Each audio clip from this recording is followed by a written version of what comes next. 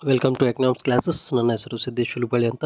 ಪ್ರಥಮವಾಗಿ ನನ್ನ channel ನೋಡ್ತಕ್ಕಂಥವ್ರು subscribe ಮಾಡಿ, ಶೇರ್ ಮಾಡಿ ಮತ್ತು ಲೈಕ್ ಮಾಡಿ ಅಂತ ಕೇಳ್ಕೊಳ್ತಾ ಇಂದಿನ ವಿಷಯವನ್ನು ಸ್ಟಾರ್ಟ್ ಮಾಡ್ತಾ ಇದ್ದೀನಿ.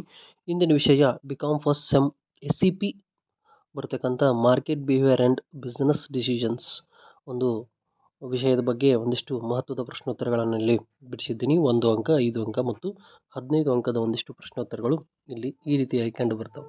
ಇಲ್ಲಿ ಪ್ರಥಮವಾಗಿ ತೆಗೆದುಕೊಂಡು 1 ಅಂಕದ ಪ್ರಶ್ನೆಗಳಲ್ಲಿ ಸಂಸ್ಥೆ ಎಂದರೇನು? ಈ ಸಂಸ್ಥೆ ಎಂದರೆ ಸಂಸ್ಥೆಗೆ ಒಂದು ವಾಣಿಜ್ಯ ಸಂಘಟನೆಯಾಗಿದ್ದು ಅದನ್ನು ಲಾಭಕ್ಕೋಸ್ಕರ ಸ್ಥಾಪಿಸಲಾಗಿರ್ತದೆ ಮತ್ತು ಗ್ರಾಹಕರಿಗೆ ಸರಕುಗಳನ್ನು ಮಾರಾಟ ಮಾಡಲಿಕ್ಕೆ ಮತ್ತು ಸೇವೆಯನ್ನು ಒದಗಿಸಲಿಕ್ಕೆ ಕಾರ್ಯನಿರ್ವಹಿಸ್ತಕ್ಕಂಥದ್ದಕ್ಕೆ ನಾವು ಸಂಸ್ಥೆ ಅಂತ ಕರಿತೀವಿ. ಇನ್ನು ಅದೇ ರೀತಿ ಎರಡನೇದು ಲಾಭ ಅಧಿಕಗೊಳಿಸುವಿಕೆ ಎಂದರೇನು? ಈ ಲಾಭ ಅಧಿಕಗೊಳಿಸುವಿಕೆ ಅಂದ್ರೆ ಹಣಕಾಸಿನ ನಿರ್ವಹಣೆಗೆ ಪ್ರಕಾರ ಲಾಭ ಅಧಿಕಗೊಳಿಸುವಿಕೆ ಅಂದ್ರೆ ವ್ಯವಹಾರದ ಲಾಭವನ್ನು ಹೆಚ್ಚಿಗೆ ಮಾಡುವುದು ಅಥವಾ ಷೇರು ಹೆಚ್ಚಿಗೆ ಮಾಡುವುದಾಗಿರ್ತದೆ. ಇನ್ನು ಅದೇ ರೀತಿ ಮೂರನೇದು ಲಾಭ ಅಧಿಕಗೊಳಿಸುವಿಕೆ ಯಾವುದಾದ್ರೂ 2 ನ್ಯೂನತೆಗಳನ್ನು ತಿಳಿಸಿ ಅಂತ ಹೇಳ್ಬೋದು. ಇಲ್ಲಿ ನ್ಯೂನತೆಗಳಂದ್ರೆ ಲಾಭ ಪರಿಕಲ್ಪನೆ ಸಂದಿಗ್ಧತೆ ಇರ್ತದೆ ಮತ್ತು ಅಪಾಯವನ್ನು ಪರಿಗಣಿಸುವುದಿಲ್ಲ ಅಂತ ಕಂಡು ಬರ್ತದೆ. ಅದೇ ರೀತಿ 4ನೇದು ನಿರ್ಣಯ ಕೈಗೊಳ್ಳುವಿಕೆ ಎಂದರೇನು? ಇಲ್ಲಿ ನಿರ್ಣಯ ಕೈಗೊಳ್ಳುವಿಕೆ ಅಂದ್ರೆ ಯೋಗ್ಯವಾದ ಕಾಲಾವಧಿಯೊಳಗೆ ಯಾವುದೇ ಸಮಸ್ಯೆಗೆ ಪರಿಹಾರಕ್ಕಾಗಿ ಸಾಧ್ಯವಿದಷ್ಟು ಯೋಗ್ಯವಾದ ತೀರ್ಮಾನವನ್ನು ಕೈಗೊಳ್ಳುವುದಾಗಿರುತ್ತದೆ. ಅದೇ ರೀತಿ ಸಂಪತ್ತಿನ ಅಧಿಕಗೊಳಿಸುವಿಕೆ ಎಂದರೇನು? ಇಲ್ಲಿ ಸಂಪತ್ತನ್ನು ಅಧಿಕಗೊಳಿಸುವಿಕೆ ಅಂದ್ರೆ ಕಂಪನಿಯ ಷೇರುದಾರರ ಸಂಪತ್ತನ್ನು ಹೆಚ್ಚಿಸುವುದು ಎಂದರ್ಥ ಆಗ್ತದೆ. ಇನ್ನು ಅದೇ ರೀತಿ 6ನೇದು ಬೇಡಿಕೆ ಎಂದರೇನು? ಬೇಡಿಕೆ ಅಂದ್ರೆ ಕೊಂಡುಕೊಳ್ಳುವ ಶಕ್ತಿಯಿಂದ ಬೆಂಬಲಿತವಾದ ಬಯಕೆಗೆ ನಾವೇನಂತ ಕರಿತೀವಿ? ಇಲ್ಲಿ ಬೇಡಿಕೆ ಅಂತ ಕರಿತೀವಿ. ಇನ್ನು ಅದೇ ರೀತಿ ಬೇಡಿಕೆ ನಿಯಮ ಕೂಡ ಇಲ್ಲಿ ತಿಳಿಸಿ ಅಂತ ಹೇಳ್ಬೋದು.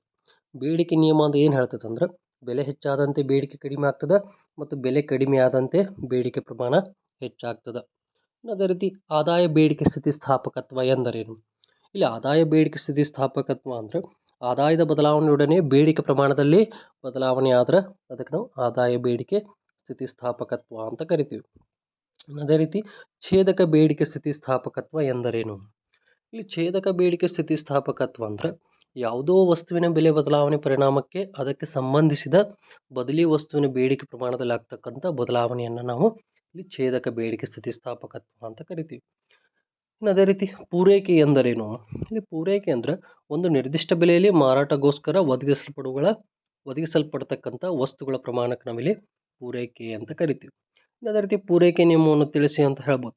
ಇಲ್ಲಿ ಇತರೆಲ್ಲ ಸ್ಥಿತಿಗತಿಗಳು ಸ್ಥಿರವಾಗಿದ್ದಾಗ ವಸ್ತುವಿನ ಬೆಲೆ ಏರಿದರೆ ಪೂರೈಕೆ ಹೆಚ್ಚಾಗ್ತದೆ ಮತ್ತು ವಸ್ತುವಿನ ಬೆಲೆ ಕಡಿಮೆ ಆದಾಗ ಅಥವಾ ಇಳಿಕೆಯಾದಾಗ ಪೂರೈಕೆ ಕೂಡ ತಗ್ಗುತ್ತದ ಅಂತ ಹೇಳ್ಬೋದು. ಅದೇ ರೀತಿ ಬೇಡಿಕೆ ಮುನ್ನಂದಾಜು ಎಂದರೇನು? ಇಲ್ಲಿ ಬೇಡಿಕೆ ಮುನ್ನಂದಾಜು ಅಂದ್ರೆ ಭವಿಷ್ಯದ ಸ್ಥಿತಿಗತಿಗಳ ಬಗೆಗೆ ಸರಿಸುಮಾರು ಅಭಿಪ್ರಾಯ ಎಂದರ್ಥ. ಇನ್ನು ಅದೇ ರೀತಿ ಕೈಗಾರಿಕಾ ಸ್ಥಳೀಕರಣ ಎಂದರೇನು? ಅಂದರೆ ಯಾವುದೋ ಒಂದು ಉದ್ದಿಮೆಗೆ ಒಂದು ನಿರ್ದಿಷ್ಟ ಸ್ಥಳದಲ್ಲಿ ಅಥವಾ ನಿರ್ದಿಷ್ಟ ಪ್ರದೇಶದಲ್ಲಿ ಕೇಂದ್ರೀಕೃತವಾಗುವುದಕ್ಕೆ ನಾವು ಕೈಗಾರಿಕಾ ಸ್ಥಳೀಕರಣ ಅಂತ ಕರಿತೀವಿ. ಇನ್ನು ಅದೇ ರೀತಿ IFCI ವಿಸ್ತರಿಸಿ ಬರೆಯಿರಿ ಅಂತ ಕೇಳ್ಬೋದು. IFCI ಅಂದ್ರೆ industrial financial corporation of India. ಇನ್ನು ಅದೇ ರೀತಿ SFC ಅನ್ನು ವಿಸ್ತರಿಸಿ ಬರೆಯಿರಿ ಅಂತ ಹೇಳ್ತಾರೆ. SFC ಅನ್ನು ವಿಸ್ತರಿಸಿ ಬರೆಯಿ ಅಂದ್ರೆ ಸ್ಟೇಟ್ ಫೈನಾನ್ಷಿಯಲ್ ಕೋಆಪರೇಷನ್ ಅಂತ ಬರ್ತದೆ. ಅದೇ ರೀತಿ ಉತ್ಪಾದನಾ ವೆಚ್ಚ ಎಂದರೇನು? ಇಲ್ಲಿ ಉತ್ಪಾದನಾ ವೆಚ್ಚ ಅಂದ್ರೆ ಕಚ್ಚಾ ವಸ್ತು ಸಿದ್ಧ ವಸ್ತುವಾಗಿ ಮಾರ್ಪಾಡಾಗಲು ತಗಲುವ ಎಲ್ಲ ರೀತಿಯ ವೆಚ್ಚಗಳನ್ನು ನಾವು ಉತ್ಪಾದನಾ ವೆಚ್ಚ ಅಂತ ಕರಿತೀವಿ. ಇನ್ನು ಅದೇ ರೀತಿ ಬರ್ತಕ್ಕಂಥದ್ದು ಉತ್ಪಾದನಾ ಕಾರ್ಯ ಎಂದರೇನು? ಉತ್ಪಾದನೆಯಲ್ಲಿ ಬಳಸಿದ ಸಲುವಳಿಗಳು ಮತ್ತು ಉತ್ಪನ್ನಕ್ಕೂ ಇರುವ ಸಂಬಂಧವನ್ನು ತಿಳಿಸ್ತಕ್ಕಂಥದ್ದಕ್ಕೆ ನಾವು ಉತ್ಪಾದನಾ ಕಾರ್ಯ ಅಂತ ಕರಿತೀವಿ. ಇನ್ನು ಅದೇ ರೀತಿ ಪೂರೈಕೆ 2 ನಿರ್ಧಾರಕಗಳನ್ನು ತಿಳಿಸಿ ಅಂತ ಹೇಳ್ತಾರೆ. ಇಲ್ಲಿ ನೈಸರ್ಗಿಕ ಅಂಶಗಳಾಗಿರ್ಬೋದು, ಉತ್ಪಾದನಾ ವೆಚ್ಚ ಆಗಿರಬಹುದು. ಇನ್ನು ಅದೇ ರೀತಿ IDBI ಅನ್ನು ವಿಸ್ತರಿಸಿ. IDBI ಅನ್ನು ವಿಸ್ತರಿಸಿ ಅಂದರೆ industrial development bank of India. ಇನ್ನು ಅದೇ ರೀತಿ ಇದರಲ್ಲಿ ಲಾಸ್ಟ್ ಒನ್ ಅಲ್ಪಾವಧಿ ವೆಚ್ಚ ಎಂದರೇನು? ಅಲ್ಪಾವಧಿ ವೆಚ್ಚ ಅಂದ್ರೆ ಉತ್ಪಾದನೆಗೆ ಅನುಗುಣವಾಗಿ ಭಾಗಶಃ ಬದಲಾವಣೆ ಮಾಡುವಂಥ ವೆಚ್ಚಗಳಿಗೆ ನಾವು ಅಲ್ಪಾವಧಿ ವೆಚ್ಚಗಳು ಅಂತ ಇಲ್ಲಿ ಕರಿತೀವಿ. ಇನ್ನು ಅದೇ ರೀತಿ ಭಾಗ 2ರಲ್ಲಿ ಬರ್ತಕ್ಕಂಥದ್ದು ಈ ಕೆಳಗಿನವುಗಳಲ್ಲಿ 5 ಮತ್ತು 15 ಅಂಕಗಳ ಪ್ರಶ್ನೋತ್ತರಗಳನ್ನು ನಾನಿಲ್ಲಿ ಕೊಟ್ಟಿದ್ದೀನಿ. ಅದರಲ್ಲಿ ಪ್ರಥಮವಾಗಿ ತೆಗೆದುಕೊಂಡ್ರೆ ಏನು ಬರ್ತದೆ? ನಿರ್ಣಯ ಕೈಗೊಳ್ಳುವಿಕೆಯ ಲಕ್ಷಣ ಮತ್ತು ತಂತ್ರವನ್ನು ವಿವರಿಸಿ ಅಂತ ಹೇಳ್ತಾರೆ. ಇಲ್ಲಿ ನಿರ್ಣಯ ಕೈಗೊಳ್ಳುವಿಕೆಯಲ್ಲಿ ಬರ್ತಕ್ಕಂಥ ಒಂದಿಷ್ಟು ಲಕ್ಷಣಗಳಂದ್ರೆ ಅದೊಂದು ಪ್ರಕ್ರಿಯೆ ಆಗಿರ್ತದೆ. ಅದು ಮತ್ತು ನಿರ್ಣಯ ಕೈಗೊಳ್ಳುವಿಕೆ ಅಂದರೆ ಏನೂ ಒಂದು ನಿರ್ಧಾರಕ್ಕೆ ಬಂದಂತೆ ನಿರ್ಣಯ ಕೈಗೊಳ್ಳುವಿಕೆ ಕಾರ್ಯವನ್ನು 2 ವಿಧವಾಗಿ ಮೌಲ್ಯೀಕರಿಸಬಹುದು. ಕೈಗೊಳ್ಳುವ ಇಲ್ಲಿ ಯಾವುದೇ ವಿಷಯವನ್ನು ಕೂಡ ಸ್ವೀಕರಿಸಬಹುದು. ಇನ್ನು ಅದರ ತಂತ್ರಗಳನ್ನು ತೆಗೆದುಕೊಂಡ್ರೆ ಸಮಸ್ಯೆಗಳನ್ನು ವ್ಯಾಖ್ಯಾನಿಸಬಹುದು, ಸಮಸ್ಯೆಯನ್ನು ವಿಶ್ಲೇಷಿಸಬಹುದು, ಪರ್ಯಾಯ ಪರಿಹಾರಗಳನ್ನು ಕಂಡುಕೊಳ್ಬೋದು, ನಿರ್ಣಯ ಅನುಸರಣೆ ಇರ್ತದೆ, ನಿರ್ಣಯವನ್ನು ಪರಿಣಾಮಕಾರಿಯಾಗಿ ಕಾರ್ಯರೂಪದಲ್ಲಿ ತರುವುದು ಅಂತ ಇಲ್ಲಿ ಬರ್ತದೆ. ನಂತರ ಇದರಲ್ಲಿ ಎರಡನೇ ಬರ್ತಕ್ಕಂಥದ್ದು ಗೇಮ್ ಸಿದ್ಧಾಂತ. ಇಲ್ಲಿ ಗೇಮ್ ಸಿದ್ಧಾಂತದಲ್ಲಿ ಒಂದು ಚಾರ್ಟ್ ಬರ್ತದೆ. ಅದಕ್ಕೆ ಅನುಗುಣವಾಗಿ ಗೇಮ್ ಸಿದ್ಧಾಂತ ಅರ್ಥಶಾಸ್ತ್ರದಲ್ಲಿ ಕೂಡ ಯಾವ ರೀತಿ ವಿವರಣೆಯನ್ನು ಕಂಡು ಬರ್ತೈತೆ ಅನ್ನೋದನ್ನು ನಾನು ಇಲ್ಲಿ ನಿಮಗಾಗಲೇ ಇದರಲ್ಲಿ ತಿಳಿಸಿದ್ದೀನಿ. ಇನ್ನು ಅದರ ನಂತರ ಬರ್ತಕ್ಕಂಥದ್ದು ಸಂಪತ್ತು ಅಧಿಕಗೊಳಿಸುವಿಕೆ ಮತ್ತು ಲಾಭ ಅಧಿಕಗೊಳಿಸುವಿಕೆ ನಡುವಿನ ವ್ಯತ್ಯಾಸ. ಅಂದರೆ ಎರಡರ ನಡುವೆ ಇರತಕ್ಕಂಥ ವ್ಯತ್ಯಾಸ ಏನಂದ್ರೆ, ಇಲ್ಲಿ ಸಂಪತ್ತು ಅಧಿಕಗೊಳಿಸುವಿಕೆಯನ್ನು ತೆಗೆದುಕೊಂಡ್ರೆ ಕಂಪನಿ ಷೇರುದಾರರ ಮೌಲ್ಯವನ್ನು ಹೆಚ್ಚಿಸುವ ನಿರ್ವಹಣೆಗಾರನ ಸಂಪನ್ಮೂಲ ಆಗಿರ್ತದೆ. ಇಲ್ಲಿ ಕಂಪನಿ ಲಾಭವನ್ನು ಅಧಿಕಗೊಳಿಸುವ ನಿರ್ವಹಣೆಗಾರನ ಸಂಪನ್ಮೂಲ. ಅದೇ ರೀತಿ ಇದು ದೀರ್ಘಾವಧಿ ಷೇರುದಾರರ ಮೌಲ್ಯವನ್ನು ಕಾಪಾಡ್ತದೆ. ಇದು ಅಲ್ಪಾವಧಿ ಕಂಪನಿ ಲಾಭಗಳನ್ನು ಅಧಿಕಗೊಳಿಸ್ತದೆ. ಇಲ್ಲಿ ಕಂಪನಿಯ ವ್ಯವಹಾರದಲ್ಲಿ ಅಪಾಯ ಮತ್ತು ಅನಿಶ್ಚಿತ ಗಣನೆಗೆ ತೆಗೆದುಕೊಳ್ಳುತ್ತದೆ. ಇಲ್ಲಿ ಯಾವುದೇ ಅಪಾಯ ಅಥವಾ ಅನಿಶ್ಚಿತೆಯನ್ನು ತೆಗೆದುಕೊಳ್ಳಂಗಿಲ್ಲ. ಇನ್ನು ಲಾಸ್ಟ್ ಒನ್, ಕಂಪನಿಯ ಮೌಲ್ಯವನ್ನು ಹೆಚ್ಚಿಸಿ ಮಾರುಕಟ್ಟೆ ಹೆಚ್ಚು ಪ್ರಭಾವ ಬೀರ್ತದೆ. ಇಲ್ಲಿ ವ್ಯವಹಾರದಲ್ಲಿ ಕೇವಲ ಲಾಭಗಳನ್ನು ಗಳಿಸಿ ದಕ್ಷ ಸಹಾಯವನ್ನು ಮಾಡ್ತದೆ ಅಂತ ಹೇಳ್ಬೋದು. ಅದೇ ರೀತಿ ಮೂರನೇದು ಪೂರೈಕೆ ನಿಯಮವನ್ನು ಇರಿಸಿ ಅಂತ ಹೇಳ್ತಾರೆ. ಇಲ್ಲಿ ಪೂರೈಕೆ ನಿಯಮ ಏನು ಹೇಳ್ತದೆ ಅಂದ್ರೆ, ಇಲ್ಲಿ ನಿಯಮಗಳು ತೆಗೆದುಕೊಂಡ್ರೆ ಪೂರೈಕೆ ನಿಯಮ ಇತರ ಎಲ್ಲ ಸ್ಥಿತಿಗತಿಗಳು ಸ್ಥಿರವಾಗಿದ್ದಾಗ ವಸ್ತುವಿನ ಬೆಲೆ ಏರಿದರೆ ಪೂರೈಕೆ ಹೆಚ್ಚಾಗ್ತದೆ ಮತ್ತು ಬೆಲೆ ಕಡಿಮೆ ಆದಾಗ ಪೂರೈಕೆ ಪ್ರಮಾಣ ಕಡಿಮೆ ಆಗ್ತದೆ ಅಂತ ಹೇಳ್ತಾರೆ. ಇಲ್ಲಿ ಕೂಡ ವಿವರಣೆಯನ್ನು ಕೊಟ್ಟೈತಿ. ಇಲ್ಲಿ ಒಂದು ಪಟ್ಟಿಯನ್ನು ಕೊಟ್ಟಿವಿ. ಅಲ್ಲಿ ಬೆಲೆಗಳನ್ನು ರೂಪಾಯಿಗಳಲ್ಲಿ ಕೊಟ್ಟೈತಿ, ಪೂರೈಕೆ ಪ್ರಮಾಣ ಕೊಟ್ಟೈತಿ. ಅಂದರೆ ಬೆಲೆಗಳು 1ರಿಂದ 6ರಷ್ಟು ಇಲ್ಲಿ ಏರ್ತಾ ಹೋದಂಗೆ ಪೂರೈಕೆ ಪ್ರಮಾಣ ಕೂಡ ಏನಿತ್ತು ಇಲ್ಲಿ 10ರಿಂದ 60ರವರೆಗೂ ಕೂಡ ಏರ್ತಾ ಹೋಗೈತಿ. ಅಂದ್ರೆ 10, 20, 30, 40, 50, 60 ಅದನ್ನು ಕೂಡ ರೇಖಾಚಿತ್ರದೊಳಗೆ ತೋರಿಸಿ. OX ತಲಾಕ್ಷದೊಳಗೆ ಪೂರೈಕೆ ಅದ, OY ಲಂಬಾಕ್ಷದೊಳಗೆ ಬೆಲೆ ಅದ. ಆಮೇಲೆ ಇಲ್ಲಿ OS ರೇಖೆ ಅನ್ನೋದೇನು, ಇದು ಪೂರೈಕೆ ರೇಖೆಯಾಗಿ ಕಂಡು ಬರ್ತದ ಅಂತ ಹೇಳ್ಬೋದು. ಇದು ಪೂರೈಕೆ ನಿಯಮ. ಅದೇ ರೀತಿ ಬೇಡಿಕೆ ಸ್ಥಿತಿಸ್ಥಾಪಕತ್ವವನ್ನು ನಿರ್ಧರಿಸುವ ಅಂಶಗಳನ್ನು ವಿವರಿಸಿ ಅಂತ ಹೇಳ್ತಾರೆ. ಇಲ್ಲಿ ಬೇಡಿಕೆ ಸ್ಥಿತಿಸ್ಥಾಪಕತ್ವ ನಿರ್ಧರಿಸಕ ಅಂಶಗಳಂದ್ರೆ ಅಗತ್ಯತೆ ಪ್ರಮಾಣ ಬರ್ತದೆ, ವಸ್ತುವಿನ ವಿವಿಧ ಉಪಯೋಗಗಳು ಬರ್ತವೆ, ವಸ್ತುವಿನ ಮೇಲೆ ಖರ್ಚು ಮಾಡುವ ಹಣದ ಮೊತ್ತ ಬರ್ತದೆ, ಅಧಿಕ ಬೆಲೆಗಳ ವಸ್ತುಗಳು ಬರ್ತವೆ, ಬದಲಿ ವಸ್ತುಗಳ ಲಭ್ಯತೆ ಕೂಡ ಇಲ್ಲಿ ಕಂಡು ಬರ್ತದೆ.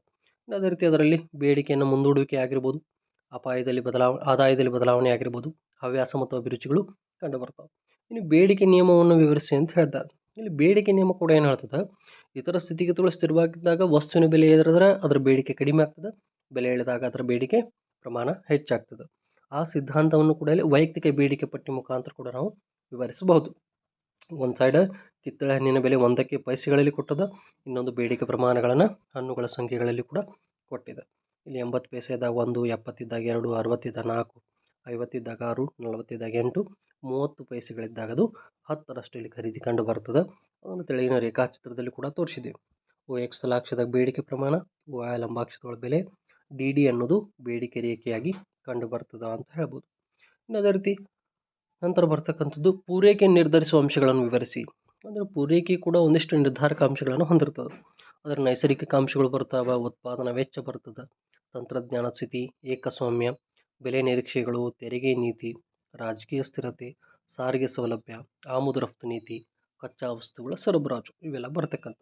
ಇನ್ನು ನೆಕ್ಸ್ಟ್ ಬರ್ತಕ್ಕಂಥದ್ದು ಕೈಗಾರಿಕಾ ಕೇಂದ್ರೀಕರಣವನ್ನು ನಿರ್ಧರಿಸುವ ಅಂಶಗಳು. ಅದರಲ್ಲಿ ಕೂಡ 3 ಪ್ರಕಾರವಾಗಿ ಬರ್ತಾವೆ. ಒಂದು ನೈಸರ್ಗಿಕ ಅಂಶ, ಎರಡನೇದು ಆರ್ಥಿಕ ಅಂಶಗಳಲ್ಲಿ ಮತ್ತೊಂದಿಷ್ಟು ಅಂಶಗಳು ಬರ್ತಾವೆ. ಕಚ್ಚಾ ಸರಕುಗಳ ಸೌಲಭ್ಯ, ಇಂಧನ ಮತ್ತು ಚಾಲನಾ ಶಕ್ತಿ ಸೌಲಭ್ಯ ಆಗಿರ್ಬೋದು, ಮಾರುಕಟ್ಟೆ ಸೌಲಭ್ಯ, ಕುಶಲ ಕಾರ್ಮಿಕರ ಲಭ್ಯತೆ, ಬಂಡವಾಳ ಮತ್ತು ಕುಶಲ ಕಾರ್ಮಿಕರ ಲಭ್ಯತೆ, ಲಾಸ್ಟ್ ಅನ್ನೋದ್ರಾಗ ರಾಜಕೀಯ ಅಂಶಗಳು ಕಂಡು ಬರ್ತಾವೆ. ಅದೇ ರೀತಿ 9ನೇ ತೆಗೆದುಕೊಂಡ್ರೆ ಕೈಗಾರಿಕಾ ಬಂಡವಾಳದ ಮೂಲಗಳನ್ನು ವಿವರಿಸಿ ಅಂತ ಹೇಳ್ತಾರೆ. ಇಲ್ಲಿ ಹಣಕಾಸಿನ ಆಂತರಿಕ ಮೂಲಗಳು ಮತ್ತು ಬಾಹ್ಯ ಮೂಲಗಳು ಕೂಡ ಇಲ್ಲಿ ಕಂಡು ಬರ್ತಾವೆ. ಅಲ್ಲಿ ಹಣಕಾಸಿನ ಆಂತರಿಕ ಮೂಲಗಳನ್ನು ತೆಗೆದುಕೊಂಡ್ರೆ ಉಳಿಸಿಕೊಂಡಿರುವ ಲಾಭ, ಸವಕಳಿ ನಿಧಿಗಳು, ತೆರಿಗೆಗಳಾಗಿ ತೆಗೆದಿರುವ ನಿಧಿ. ಇನ್ನು ಹಣಕಾಸಿನ ಬಾಹ್ಯ ಮೂಲಗಳಂದ್ರೆ ಅಲ್ಪಾವಧಿ ಸಾಲಗಳನ್ನು ತೆಗೆದುಕೊಂಡು ವಾಣಿಜ್ಯ ಬ್ಯಾಂಕ್ಗಳು, ವ್ಯಾಪಾರಿ ಪತ್ರಗಳು, ವ್ಯಾಪಾರಿ ಮುಂಗಡ, ವಾಣಿಜ್ಯದ ಕಾಗದಗಳು, ಪಾರಸ್ಪರಿಕ ನಿಧಿ. ಅದೇ ರೀತಿ ದೀರ್ಘಾವಧಿ ತೆಗೆದುಕೊಂಡ್ರೆ ಷೇರು, ಡಿಬೆಂಚರ್ಗಳು, ವಾಣಿಜ್ಯ ಬ್ಯಾಂಕ್ಗಳು ಮತ್ತು ಹಣಕಾಸಿನ ಸಂಸ್ಥೆಗಳಾಗಿ ಕಂಡು ಬರ್ತಾವ ಅಂತ ಹೇಳ್ಬೋದು. ನಂತರ ಬರ್ತಕ್ಕಂಥದ್ದು ಬೆಲೆ ನಿರ್ಧಾರ ಧೋರಣೆಯಲ್ಲಿ ಸಾಮಾನ್ಯ ವಿಚಾರಗಳನ್ನು ವಿವರಿಸಿ ಅಂತ ಹೇಳ್ತಾರೆ. ಅದರ ಸಾಮಾನ್ಯ ವಿಚಾರಗಳು ಏನೇನು ಬರ್ತಾವೆ, ಸಂಸ್ಥೆಯ ಉದ್ದೇಶ ಬರ್ತದೆ, ಪೈಪೋಟಿ ಸ್ವರೂಪ, ಬಳಕೆದಾರರ ಪ್ರಕ್ರಿಯೆ, ಸರ್ಕಾರದ ಹಸ್ತಕ್ಷೇಪದ ಭಯ, ಉತ್ಪಾದಕ ಮತ್ತು ವ್ಯಾಪಾರಿ ಮಧ್ಯಸ್ಥಗಾರ ಹಿತಾಸಕ್ತಿಗಳಾಗಲಿ, ನಿಯತಕಾಲಿಕವಾಗಿ ಬೆಲೆ ನಿರ್ಧಾರ ಕೂಡ ಕಂಡು ಬರ್ತದೆ. ಇನ್ನು 10ನೇ ತೆಗೆದುಕೊಂಡ್ರೆ ಬೆಲೆ ನೀತಿ ನಿರ್ಧರಿಸುವ ಅಂಶಗಳನ್ನು ವಿವರಿಸಿ ಅಂತ ಹೇಳ್ತಾರೆ.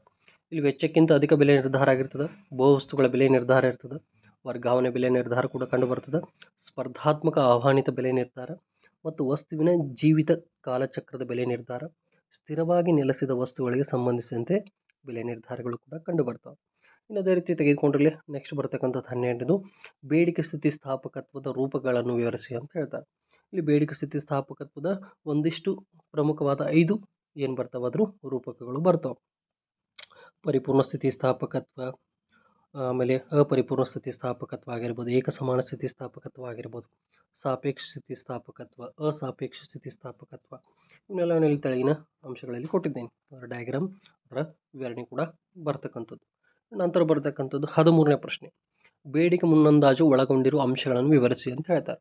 ಬೇಡಿಕೆ ಮುನ್ನಂದಾಜು ಒಳಗೊಂಡಿರುವ ಅಂಶಗಳನ್ನು ತೆಗೆದುಕೊಂಡ್ರೆ ಮೊದಲು ಬರ್ತಕ್ಕಂಥದ್ದು ಅವಧಿ, ಆಮೇಲೆ ಮುನ್ನಂದಾಜಿನ ಮಟ್ಟ, ಸರಕುಗಳ ವಿಧ, ಬಂಡವಾಳ ಸರಕು ಮತ್ತು ಅನುಭೋಗಿ ಸರಕುಗಳ ಬೇಡಿಕೆ ಪ್ರಮಾಣ, ಅದೇ ರೀತಿ ನಂತರ ಬರ್ತಕ್ಕಂಥದ್ದು ಭೌತಿಕ ಘಟಕಗಳಲ್ಲಿ ಅಥವಾ ಮಾರಾಟದ ಗಾತ್ರ, ವಾರ್ಷಿಕ ಆಧಾರದಲ್ಲಿ ವಿಶೇಷ ಸಂಗತಿಗಳು, ಇವು ಬರ್ತಕ್ಕಂಥದ್ದು. ಇನ್ನು ಬೇಡಿಕೆ ಮುನ್ನಂದಾಜಿನ ಉದ್ದೇಶ ಏನು, ಉದ್ದೇಶಗಳನ್ನು ವಿವರಿಸಿ ಅಂತ ಹೇಳ್ತಾರೆ.